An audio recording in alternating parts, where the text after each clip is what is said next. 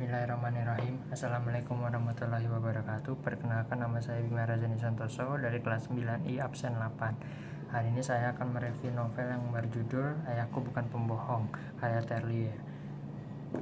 Buku ini diterbitkan pertama kali pada tahun 2011.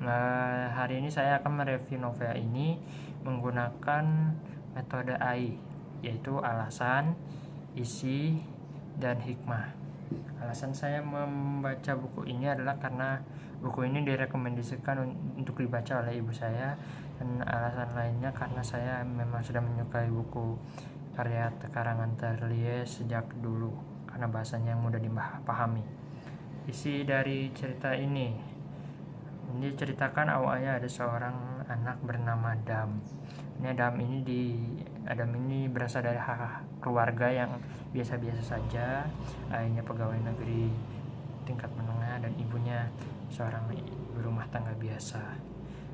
Adam ini tidak dipenuhi dengan kebahagiaannya seperti kita alami, seperti liburan, mendapatkan mainan, tetapi dia diberikan oleh ayahnya berupa kisah-kisah petualangan ayahnya yang menginspirasi.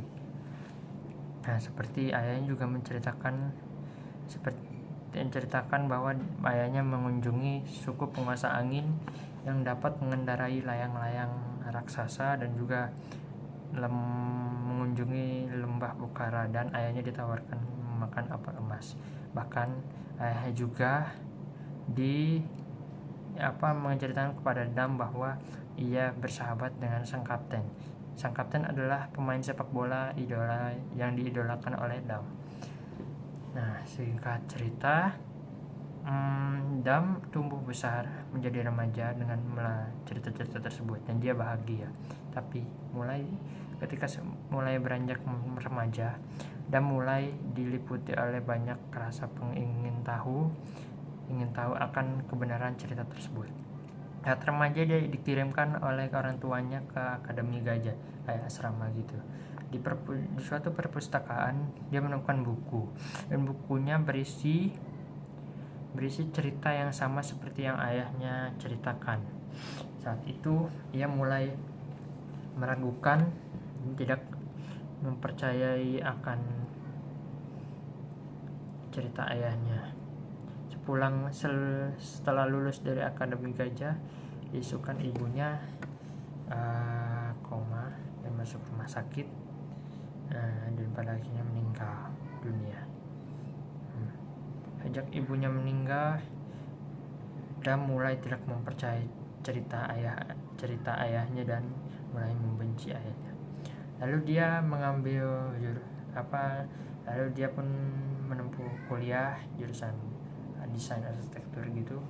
Setelah lulus dari kuliah, dia menikah dengan salah satu teman masa kecilnya bernama Tahani, dan memiliki 2 anak bernama Zaz dan Kon. Selama menikah, dia jarang sekali berkomunikasi dan berhubungan dengan ayahnya kembali. Dan suatu hari ayahnya diperbolehkan masuk ke rumah dan mendatangi rumah dia dan menceritakan cerita-cerita itu kepada cucu-cucunya. Dan singkat cerita, karena Adam sangat muak dengan cerita-cerita ayahnya, dia pun sampai bertengkar hebat dan menyuruh ayahnya untuk pergi dari rumahnya. Lalu setelah ayahnya tiba-tiba jatuh sakit, dan pada akhirnya meninggal dunia. Sebelum meninggal, dia menjelaskan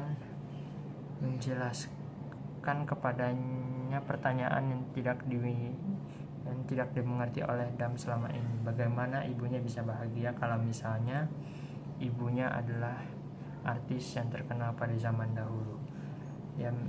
Kenyataan memang ibunya adalah artis yang sangat terkenal pada zaman dahulu, namun karena didiagnosa oleh dokter memiliki penyakit yang berbahaya dan sulit disembuhkan, ibunya mundur dari dunia hiburan, dan akhirnya memutuskan menikah dengan ayahnya. Ayahnya menjelaskan bahwa kebahagiaan tidak harus dengan berupa ketenaran, dan kekayaan.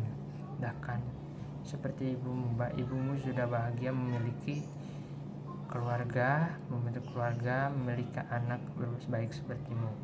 Dan bahkan ayahnya menyebutkan kepada Dam bahwa Dam tumbuh bahagia walaupun hanya dengan cerita-cerita dari ayah yang berinspirasi, tanpa seperti anak lain yang tumbuh dengan dibelikan oleh mainan. Lalu saat pemakaman ayahnya, pemain idolanya Dam yang bernama sang kapten mendatangi kuburan ayahnya, dan disitulah Dam mengetahui bahwa ayahnya bukan pembohong. Hikmah dari cerita ini adalah bahwa bahagia itu sederhana. Bahagia itu tidak harus berasal dari ketenaran, kekayaan, bahkan justru bahagia berasal hanya dari kita sendiri, dari keluarga kita. Bahkan di cerita ini dari cerita-cerita ayahnya yang diberikan oleh Dam, itu saja sudah membuat bahagia. Dan ya pokoknya bahagia itu sederhana. Demikian review novel dari saya. Mohon maaf jika ada salahan kata. Bila taufik wa hidayah. Wassalamualaikum warahmatullahi wabarakatuh.